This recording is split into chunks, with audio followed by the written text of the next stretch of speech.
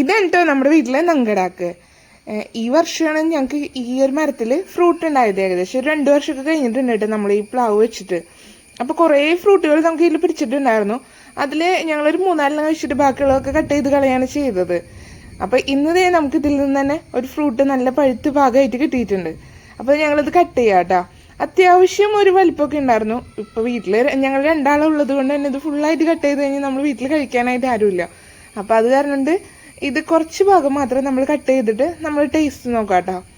അപ്പോൾ ഇത് കട്ട് ചെയ്യുമ്പോൾ തന്നെ നല്ല ഓറഞ്ച് കളറിലുള്ള ചക്കച്ചുളകളായിരുന്നു. നമ്മളിത് ഫുള്ളായിട്ട് ഇങ്ങനെ പൊളിച്ചെടുക്കാന്നുണ്ടെങ്കിൽ നല്ല ഭംഗിയായിട്ട് ആഞ്ഞിലി ചക്കയൊക്കെ വരുന്ന മാതിരി തന്നെ പൊളിച്ചെടുക്കാനൊക്കെ പറ്റും കേട്ടോ. അപ്പോൾ ഇത് കഴിച്ച് നോക്കുന്ന സമയത്തും നല്ല ടേസ്റ്റ് ഉണ്ടായിരുന്നു, നല്ല മധുരം ഉണ്ടായിരുന്നു. അതോടൊപ്പം ഒരു പ്രത്യേക ഒരു സ്മെല്ലായിരുന്നു. സാധാരണ ഒരു ചക്കയുടെ സ്മെല്ലല്ലായിരുന്നു. അതിൽ നിന്ന് വ്യത്യസ്തമായിട്ട് എന്തോ ഒരു വാനില എസൻസിൻ്റെ അങ്ങനെ എന്തോ ഒരു മണം കൂടിയും ഈ ഒരു ചക്കയ്ക്ക് ഉണ്ടായിരുന്നു കേട്ടോ.